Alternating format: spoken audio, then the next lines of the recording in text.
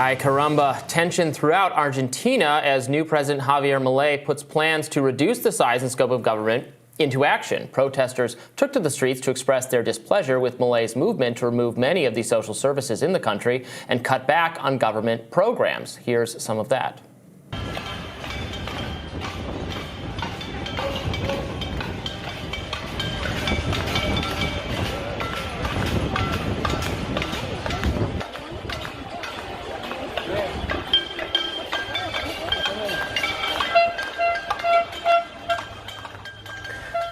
Milei was swept into office on promises to reduce government bloat and tamp down on Argentina's astronomical 140% inflation rate.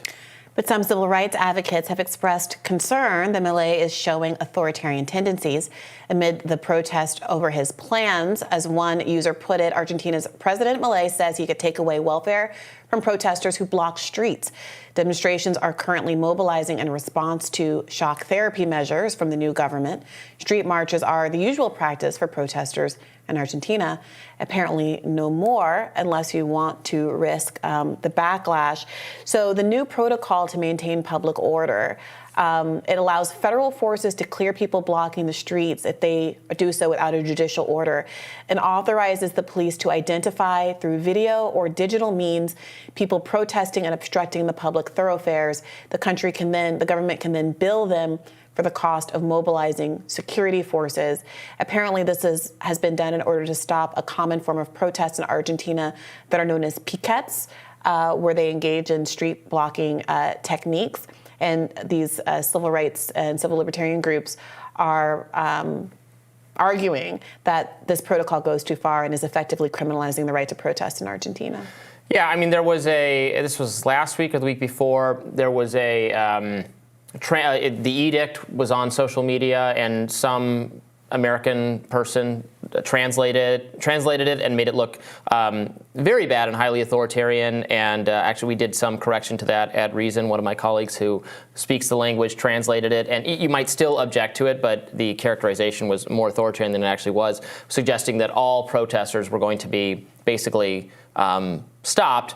What the order says is that protests that that block the actual street, that prevent people from getting through or driving through, that is not going to be allowed anymore, which I don't find authoritarian. I wouldn't specifically cut social programs to those people. What he is saying he's going to do is cut social programs for everyone.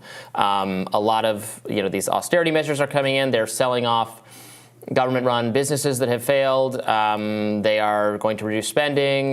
They're getting rid of a lot of regulations. They're actually going to make foreign trade easier. I mean, this is a libertarian economist's dream scenario, to take control of a country and implement all of these things. And in the short term, it's going to hurt. But the idea is that this will, in the long run, bring down inflation and improve the economic situation in the country. It's interesting, the idea of making foreign trade easier does sound kind of antithetical to some of the America First policies that are really being embraced here. It also does seem, I'm not sure what the mechanism is to improve trade, but I did see a story about China suspending a $6.5 billion currency swap with Argentina because of these new policies, and there's some question about how it's going to be able to get the currency necessary to pay back its IMF loans. So maybe it is everyone's kind of buckled up and ready for it to get worse before it gets better. It's obviously easier for very rich people who are running the government to say, strap in, it'll get worse before it gets better. And that's why you're seeing so many people protesting out in the street. But here's the test case. Let's see if it does, in fact, get better. Yeah, in the kind of libertarian Austrian economic view, the metaphor is you already drank too. It's a hangover scenario. You already drank recklessly. The pain is coming. You can delay it and put yourself, and then the pain will be even worse when you finally experience it, including even fatal. But you have to have the hangover. So we're going to do the hangover now. We're not going to keep drinking, and it's unavoidable. It has to take place, and let's do that now. That's like the libertarian Austrian view of how these things should be dealt with. People in Argentina, I mean, so he also aspires to, and I know much less about monetary theory. He aspires to make the dollar the standard instead of the peso. People have been in Argentina have actually been in black markets using the dollar for some time because the peso is being deflated in its value every day. So that might be China's retaliation for being friendlier to the American dollar, I would suspect. What do you make of the policy choice to deny benefits to people who protest and to use the government, that kind of government coercion to dictate people's speech or whether or not they feel empowered to protest and to engage in their speech rights? Yeah, I would oppose that, obviously. People should have the right to protest the government's actions. They can't block they should be removed from blocking the street if people can't get by. They shouldn't, so the penalty is not having your benefits cut. That should just be a part of the agenda, which is what it sounds like. Like 300 regulations eliminated immediately. I support all that. I don't support, jailing peaceful protesters or subjecting them to other ordeals. My understanding is that Milei's argument is that people have the right to protest, but they also have the right to get to work. And when weighing those conflicting rights, they have decided that the right to drive to work is more important than your right to free speech. Well, I agree with that. I feel that way in the American context as well. The people who stand in the roads, they have to be cleared out. You think someone's right to drive to work is a more important right than the first right enshrined in our Constitution? You can't protest in this. I'm fine with the police getting you out of the way if you're in the middle of the road. We've covered like 10 of these over the years. Right, but that wasn't my question. Yeah. Of course, if you break the law and engage in civil disobedience, your right is to do that, and you also will suffer the consequences if you actually break the law. That's what Martin Luther King wrote about from Birmingham jail. It wasn't to be free of the consequences of your actions.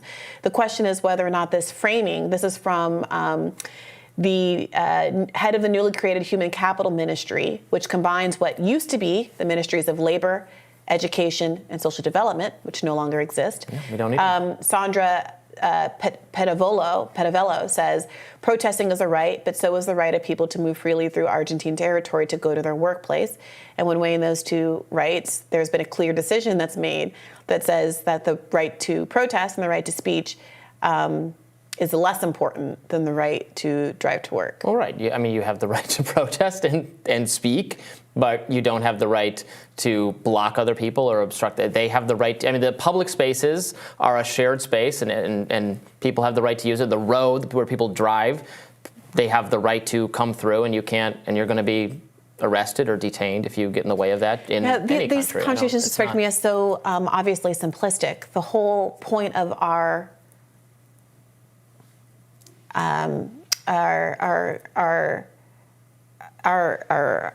legal framework, our study of our constitutional law is about the fact that rights conflict with each other and that human beings have various rights that all conflict with each other, and how to negotiate those and how to rank those to preserve maximum freedoms from everybody. So just saying, yes, I have a right to do this and I have a right to do this, that's why you can't talk to some people about gun reform because they just will robotically be like, but the Second Amendment says, well, I also have a right to life and freedom and not to be shot in the head by some lunatic simply because there's no restrictions on a crazy person or someone who's in the throes of addiction or anybody or someone who's committed a bunch of crimes or someone who's a wife abuser or all these things from ever getting a weapon. So the hard conversation is not just asserting that people have different rights, but to, in situations where rights conflict, make choices about what we actually prioritize in this country. And I just think it's interesting that in the United States of America, I think we made the right decision to prioritize speech rights even when it's uncomfortable, even when it means Nazis march through a Jewish neighborhood. And here in Argentina, this libertarian leader is making different kinds of choices. I don't know that he's making different kinds of choices that we're making here with respect to protesters in the streets. The gun analogy is apt because the issue is, crazy people, violent people, dangerous people. Yes, the Second Amendment certainly comes with limits, and we do want to deny firearm access to people who are going to harm other people with guns. The U.S. government. Let me finish my point. The problem is that if we broadly it is taking away guns from law-abiding citizens who do have and should have the right to own and use firearms and are not a danger to anyone, which is the overwhelming majority of people who have guns. And how do we craft laws that don't unduly burden them, violate their rights, while keeping guns out of the hands of people we don't want to have them. I mean, that's the whole difficulty, right? It's not that the right is absolute. It's that it ought to be pretty absolute for a lot of people, but then there are some people who can't exercise this right at all, and figuring out and having a policy that anticipates that is very difficult. Robbie, there have been decades of largely conservative advocacy groups pushing back against common sense gun legislation. And there have been decades of progressive prosecutors not bringing illegal gun crime charges against people who have weapons illegally and commit crimes with them, and should be denied. And that's a whole problem with criminal prosecution of people who have committed crimes. As much as you might disagree with those prosecutors' choices, is an entirely different issue than what the laws should be about access to guns. Those are two different issues. People who have weapons illegal. What are you saying? I'm saying people who have weapons illegally that should be prosecuted. So on one side you have people largely left-leaning who say we need common sense gun reform. They want to take guns away from everyone, and I want to take guns away from criminals. They literally don't. They literally don't. You guys people keep saying that. Well, nobody does. There's one side that says common sense gun reform. There's another side that says no. I have an absolute freedom to the Second Amendment. No, that's a so getting back. Man. Okay, go ahead. Getting back to this issue, the whole point is that it's the absoluteness that's the problem. And now we're seeing what it means for someone to have these, because there's no such thing as, if you're absolute, what you're doing is you're saying, absolutely, I don't care about someone else's freedom.